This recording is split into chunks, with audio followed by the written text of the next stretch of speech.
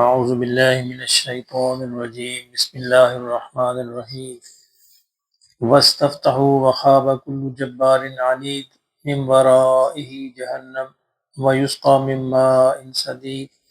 يتجرعه ولا يكاد يصيبه ويأتيه الموت من كل مكان وما هو بميت ومن ورائه عذاب غليظ مثل الذين كفروا بربهم أعمالهم كرماد اشتدت به الريح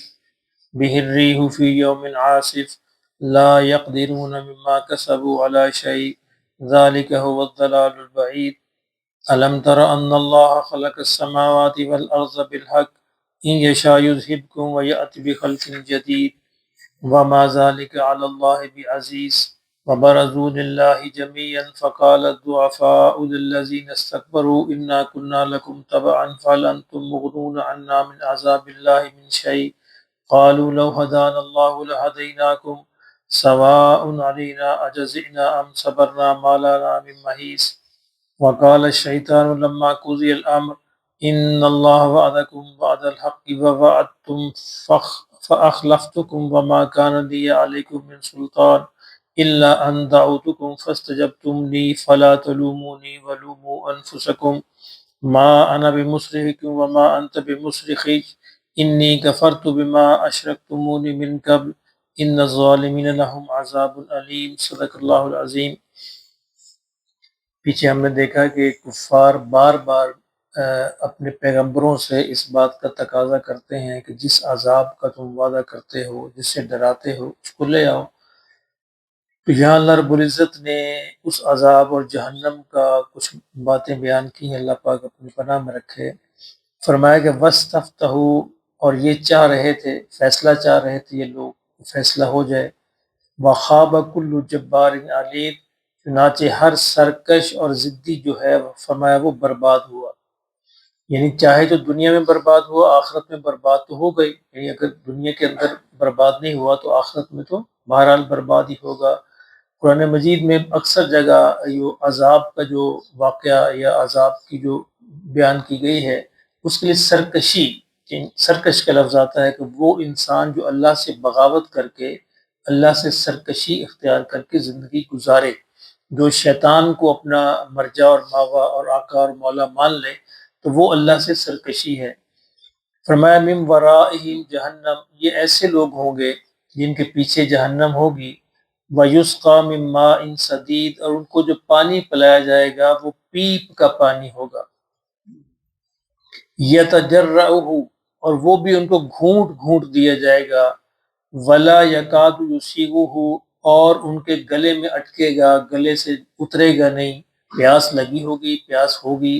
طلب ہوگی، لیکن گلے سے نہیں اترے گا۔ وَيَأْتِيهِ الْمَوْتُ مِنْ كُلِّ مَكَانٍ، اور ہر طرف سے موت جو ہے ان کے ارد گرد پھر رہی ہوگی، آئے گی ان کی طرف۔ وَمَا هُوَ بِمَيِّتٍ، لیکن مر نہیں سکیں گے۔ یعنی قیامت میں جو دوزخی جو ہیں وہ اس بات کی تمنا کریں گے کاش موت ہی آ جائے، لیکن موت نہیں آئے گی۔ ثم لا يموت فیہا ولا یحیا، نہ وہ مریں گے نہ زندہ رہیں گے، زندگی بھی مرنے سے بدتر اور موت جو ہے وہ آئے گی نہیں، ان کا بھی یہی حال ہوگا۔ وما هو بمیت، وہ مر نہیں سکیں گے۔ ومن ورائہ عذاب غلیظ، فرمایا اس کے علاوہ جو ہے ایک بڑا ہی غلیظ قسم کا، دردناک اور خوفناک قسم کا عذاب بھی ان کا منتظر ہوگا، یعنی ہر عذاب کے بعد ایک نیا عذاب ان کا منتظر ہوگا۔ اللہ رب العزت ایک اور جگہ فرماتے ہیں کہ ہم جہنمیوں کی جسم کی کھال کو بدلتے رہیں گے۔ یعنی اللہ کی شان یہ ہے کہ ہمارے جسم کی کھال کے اندر جو احساسات اس کے اندر ہیں، یعنی اگر یہ کھال اتار دی جائے پھر انسان کو کوئی احساس نہیں ہوگا، چاہے اس کو ذبح کر دی جائے، آگ لگا دی جائے، سارے احساسات کھال کی وجہ سے ہوتے ہیں۔ اس اللہ نے فرمایا کہ کھال کو ہم دوبارہ بدلتے رہیں گے تاکہ ان کو عذاب جو ہے وہ محسوس ہو، ان کو پتہ چلے کہ عذاب کیا ہوتا ہے، ورنہ اگر کھال نہ ہو تو پھر ان کو پتہ نہیں چلے گا۔ وَمَثَلُ الَّذِينَ كَفَرُوا بِرَبِّهِمْ، میں جن لوگوں نے اپنے رب کا کفر کیا، اپنے رب سے بے پرواہ ہو کر زندگی گزاری، اعمالہم کرماد اشتدت، ان کے اعمال جو دنیا کے اندر ہوں گے ان کی مثال ایک راکھ کی طرح ہوگی، جو خاک ہوتی ہے، ایک راکھ ہوتی ہے چولہے کی، بِالرِّیحِ فِی یومٍ عاصف، جس کو ایک آندھی کے دن بڑی شدید ہوا اڑا کے لے جائے۔ راہ کی کیا حیثیت ہے؟ آندھی آئے گی اڑ جائے گی، ختم ہو جائے گی، کچھ بھی نہیں بچے گا۔ فرمایا اسی طرح ان کے اعمال میں آخرت میں کچھ بھی نہیں بچے گا۔ جو اللہ کے ساتھ شرک کرتے ہیں، اللہ سے بے پرواہ ہو کر زندگی گزارتے ہیں، آخرت میں ان کے اعمال راکھ کی مانند ہوں گے، اس کی کوئی قیمت نہیں پڑے گی۔ لا یقدرون مما کسبوا علی شیء، اور فرمایا جو کچھ یہ کما کے لائیں گے وہاں کچھ بھی نہیں پائیں گے، خالی ہاتھ کھڑے ہوں گے، وہ سارے کے سارے ختم ہو جائیں گے۔ ذالک هو الضلال البعید، اور فرمایا یہ ہے حقیقی گمراہی، ضلالت جس کے اندر وہ جا پڑیں گے۔ ایک شخص نے کہا کہ دیکھیں جی یہ کفار جو ہیں، مشرکین جو ہیں، یہ بھی تو بڑے بڑے فلاحی کام کرتے ہیں، رفاہی کام کرتے ہیں، ان کو ان کا اجر کیوں نہیں ملے گا؟ کاموں کے اجر ملنے کے لیے ضروری ہے چاہے مسلمان ہو چاہے غیر مسلم ہو، اس نے شرک نہ کیا ہو، اللہ کا بن کر زندگی گزاری ہو، تو پھر ہے قیامت میں اللہ انسانوں کو کہیں گے کہ کل تو نے جس کے لیے جو عمل کیا تھا آج اس کا بدلہ بھی اس سے لے لے۔ اللہ اکبر! یہ اللہ کو تو پتہ ہے نا اس کا یہ عمل میرے لیے ہے کہ نہیں۔ ہر اس عمل کا بدلہ اللہ سے ملے گا جو انسانوں نے صرف اللہ کے لیے کیا ہو۔ اگر کسی اور کی رضامندی، کسی اور کی خوشی مقصود ہوگی تو قیامت میں اللہ فرمائیں گے کہ آج اس کا بدلہ بھی اسی سے لے جا کے۔ تو اس میں انہوں نے بڑا اچھا جواب دیا ایک عالم نے کہ دیکھے ایک انسان جو ہے، اس کی شادی ہو، اس کی بیوی ہو اور بڑی اچھی ہو، فرما بردار ہو، خوبصورت ہو، سلیقہ شعار ہو، ہر خوبی اس کے اندر موجود ہو، لیکن اس کے اندر ایک نقص، صرف ایک، وہ نقص یہ ہو کہ وہ کہے اپنے خاوند سے کبھی کبھی کسی اور مرد کے پاس بھی جاؤں۔ تو کہتے وہ کیا کہے گا، خاوند کیا کہے گا، تیری یہ ایک نقص ایسا ہے جس نے تیری ساری خوبیوں پر پانی پھیر دیا۔ ایسا ہی ہے نا، یعنی ایک نقص، تیرے ایک عیب ایسا ہے تیری ساری خوبیوں پر پانی پھر جائے گا۔ میں اسی طرح شرک کی مثال ہے، شرک انسان کی ساری خوبیوں پر پانی پھیر دے گا، چاہے جتنے بھی بڑے بڑے اعمال کیے ہوں، پہاڑوں جیسے کیوں نہ ہوں، ان کا اجر دنیا کے اندر اللہ اس کو دے دیں گے، لیکن آخر میں فرمایا وہ راکھ کی مانند ہو جائیں گے، کرامات نشتد، راکھ کی مانند جن کو ہوا اڑا کے لے جائے، اس کی کوئی وہاں پہ حیثیت نہیں ہوگی۔ اس لیے ہر عمل کے اندر اللہ کی نیت، اپنی نیتوں کو خالص رکھنا بہت ضروری ہے۔ میں علم تر لا یقدرون مما کسبوا علی شیء علم تر ان اللہ خلق السماوات والارض بالحق، فرمایا یہ لوگ جانتے نہیں، انہوں نے دیکھا نہیں کہ اللہ ہی نے آسمان و زمین جو ہے حق کے ساتھ پیدا کیے۔ ان یشاء یذہبکم ویأتی بخلق جدید، اگر اللہ چاہے تو ان کو ختم کر دے اور ایک نئی مخلوق لے آئے۔ اللہ کے لیے کوئی، اللہ پہ کوئی احسان نہیں کر رہے، اللہ کے لیے اگر وہ عمل کر رہے ہیں یا اللہ کے لیے شرک کر رہے ہیں اللہ کے ساتھ، یہ کوئی اللہ کے لیے مسئلہ نہیں ہے، وہ چاہے تو پوری مخلوق کو ختم کر کے آن کی آن کے اندر ایک نئی مخلوق کو لے آئے۔ وما ذلک علی اللہ بعزیز، میں اللہ کے لیے کوئی دشوار نہیں ہے، یہ کوئی مشکل نہیں ہے۔ وبرزوا للہ جمیعا، اب اللہ قیامت کے دن اللہ کے روز سارے کے سارے اکٹھے ہوں گے۔ فقال الضعفاء للذین استكبروا، تو جو دنیا کے اندر جو کمزور تھے، ضعیف تھے، جنہوں نے اپنے سے بڑوں کی پیروی کی تھی، وہ ان کو کہیں گے، یعنی کمزور لوگ ضعیف بڑے لوگوں کو کہیں گے، انا کنا لکم تبعا، دنیا میں ہم تمہاری پیروی کرتے تھے، ہم تمہارے پیچھے چلتے تھے، تمہاری باتیں مانتے تھے، فہل انتم مغنون عنا من عذاب اللہ من شیء، تو کیا آج تم اللہ کے عذاب سے ہمیں کچھ بچا لو گے؟ دنیا میں ہم نے تمہاری مان کے زندگی بسر کی، تو آج تم اللہ کے عذاب سے بچا لو ہمیں۔ وہ قالوا لو هدانا اللہ لہدیناکم، تو وہ لوگ کہیں گے جو بڑے جن کے پیچھے چلتے تھے، وہ لوگ کہیں گے اگر ہمیں عقل ہوتی تو ہم تمہیں بھی عقل دے دیتے، ہمیں اصل میں عقل نہیں تھی، دنیا میں ہم تو خود گمراہ تھے، اب تمہیں ہم کیا بچائیں گے، یہاں ہم تمہیں کچھ بھی نہیں بچا سکتے۔ سوا، اس لیے بڑا ضروری ہے کہ انسان جس کے پیچھے چلے دیکھے کہ وہ اصل حق پر ہے کہ نہیں ہے، ورنہ آخرت میں نقصان ہو جائے گا، وہ جہنم میں جائے گا، یہ بھی جہنم میں جائیں گے، اور وہ کچھ بھی وہاں پہ ان کی مدد نہیں کر سکیں گے۔ سواء علینا اجزعنا ام صبرنا ما لنا من محیص،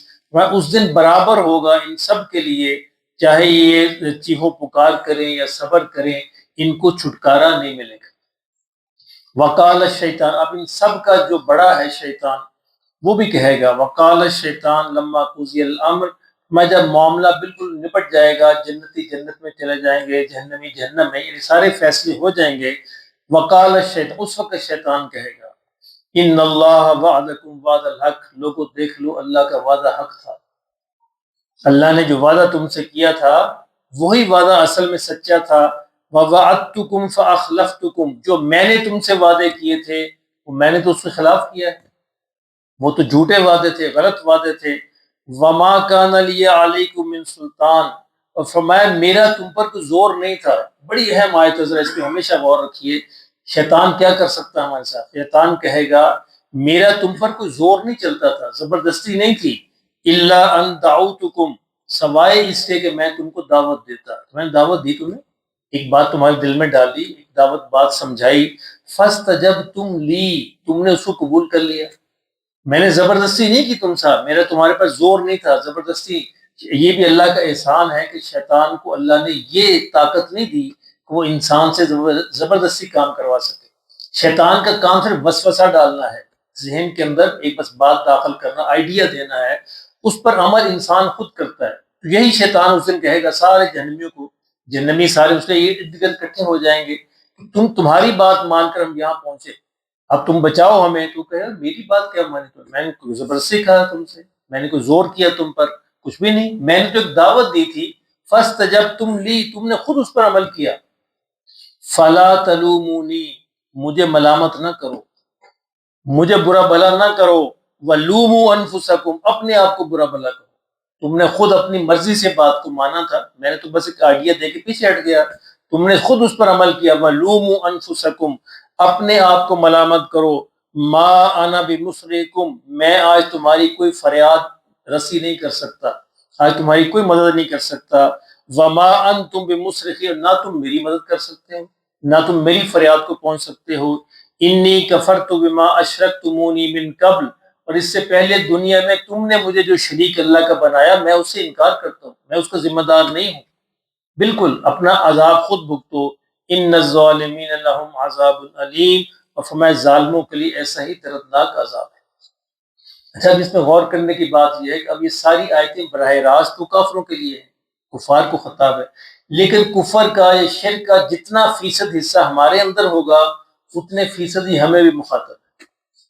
قرآن کا مقصد تو یہ ہے نا ہمیں سب باتیں سنانے کا، کفر کا جتنا حصہ یا شرک کا جتنا حصہ ہمارے دلوں میں، ہمارے اعمال میں، ہمارے کردار میں ہوگا، اتنا فیصد یہ جہنم کا عذاب اللہ ہمیں بھی دے سکتا ہے، اللہ اپنی پناہ میں رکھے۔